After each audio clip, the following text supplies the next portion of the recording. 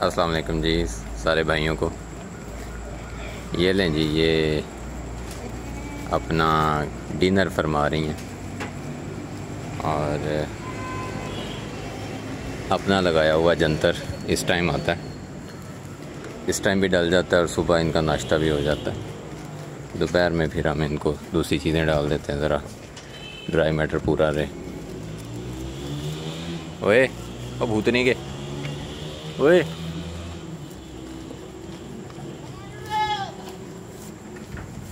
इसका काम चेक करें। इसका यही तरीका है, खड़ा हो जाएगा आके बीच में, सही परफेक्ट जगह ढूंढ के तसल्ली से खाता है।